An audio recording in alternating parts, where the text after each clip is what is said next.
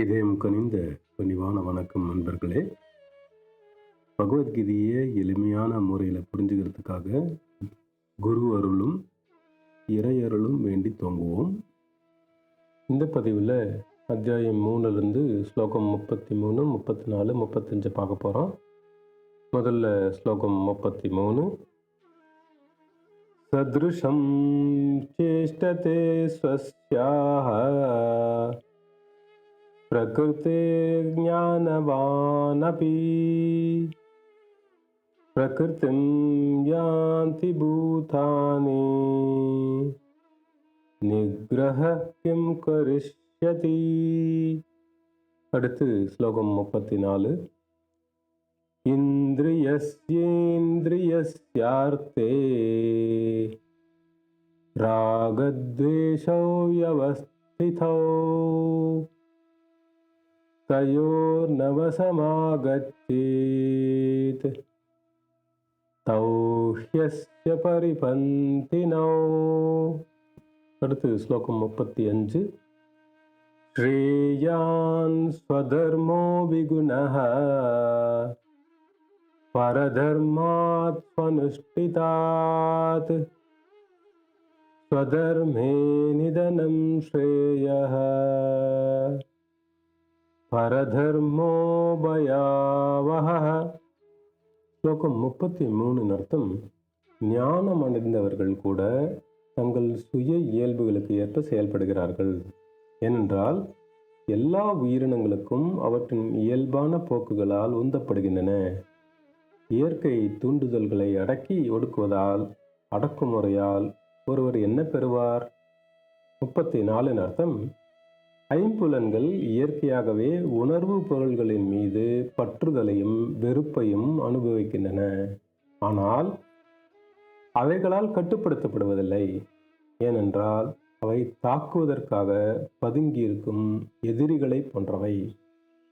35 அர்த்தம்: ஒருவருக்கு இயற்கையாக விதிக்கப்பட்ட கடமையை குறைபாடுகளுடன் செய்தாலும் மற்றவர்களுக்கு விதிக்கப்பட்ட கடமையை சரியாக செய்வதை விட சிறந்தது.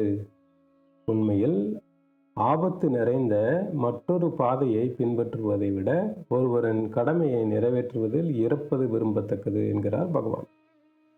இப்போ இதுக்குண்டான விளக்கத்தை எளிமையான முறையில் புரிஞ்சிக்க முயற்சி செய்வோம். இந்த இயற்கையில் அனைத்துமே அந்த தெய்வீக சக்திக்கு கட்டுப்பட்டு தான் நடக்குது. இதுவே சத்தியமான உண்மை. இதை முழுசாக புரிஞ்ச, இந்த சத்தியத்தை உணர்ந்த, ஆன்மீகத்தில் உயர்ந்த நிலையை அடைந்த ஞானவான்கள் கூட தேவைப்பட்டால் மாற்றக்கூடிய சக்தி இருந்தாலும் அவங்க இயற்கைக்கு மாறா எதையும் செய்ய மாட்டாங்க. அவங்கள பார்த்தோம்னா அவங்க தங்களுடைய உடலையும் மனசையும் காற்றில் உழவும் பஞ்சு போல வச்சுக்குவாங்க. அதாவது இயற்கையின் போக்கிலேயே விட்டுடுவாங்க. அதுக்கு தடையாக இருக்க மாட்டாங்க. மிருகங்கள் கூட இயற்கையோடு ஒத்த வாழ்க்கையை தான் வாழ்கிறாங்க.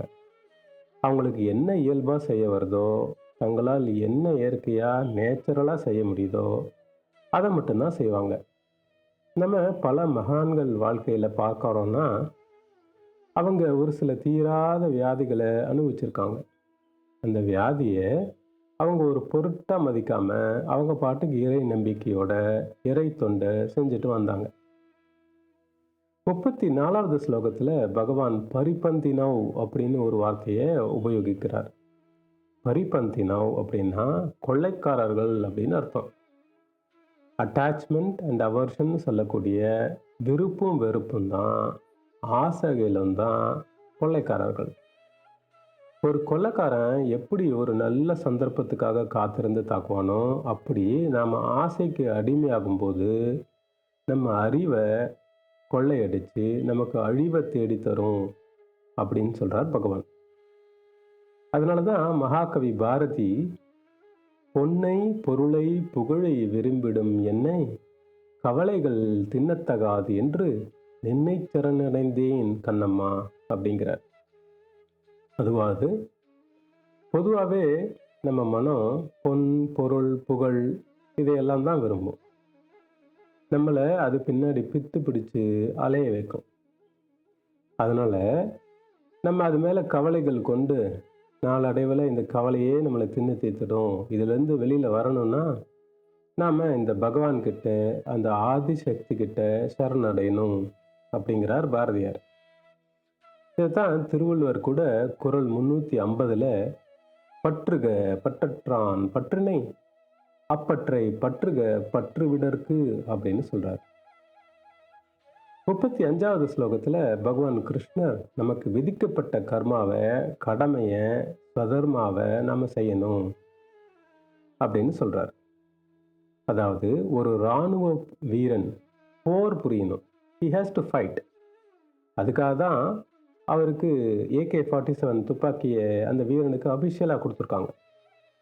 ஒரு விவசாயி வயலில் இறங்கி வேலை செஞ்சே ஆகணும். அதுதான் அவரோட சுதர்மம்.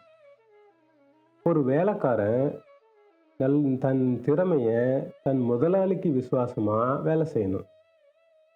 ஒரு நாட்டின் அரசன், ராஜா அரச தர்மத்தை தவறாம நீதியை நிலைநாட்டணும். இதில் சொந்த விருப்பு வெறுப்புக்கு இடம் கொடுக்கக்கூடாது. இங்கே நம்ம ராமபிரான் வாழ்க்கையில் பார்த்தோன்னா, அவரும் சீதா பிராட்டியும் அந்யோன்யமாக ஈருடல் ஓருயிராக வாழ்ந்த காலத்தில் கூட மக்கள் சந்தேகத்தை தீர்க்க, தங்களோட பரிசுத்தத்தை நிரூபிக்க ஆசிட் டெஸ்ட் மாதிரி தீக்குளிக்கிறாங்க. சாதாரண மக்கள் நினச்சி கூட பார்க்க முடியாத காரியத்தை அவங்களுக்கு எவ்வளவு வேதனை தந்திருக்கும்.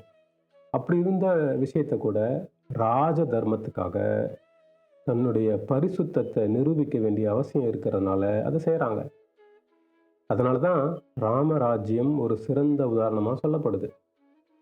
ஸோ இதிலிருந்து நம்ம என்ன தெரிஞ்சுக்கிறோம்னா, நாம் நம்ம ஸ்வதர்மாவான நமக்கான கடமையை ஆசா பாசம் இல்லாமல், விருப்பு வெறுப்புகளை எல்லாம் ஒதுக்கி வச்சுட்டு, எந்த ஒரு எதிர்பார்ப்பும் இல்லாமல் இயற்கையோட இயல்பாக ஒத்து போய் நேச்சுரலாக அந்த பகவான் மேலே பாரத்தை போட்டுட்டு அந்த ஆண்டவனையே சரணடைஞ்சு தியான நிலையில் எல்லா வேலைகளையும் செய்யணும். நல்லது. நன்றி. வணக்கம். ஓம் சாந்தி.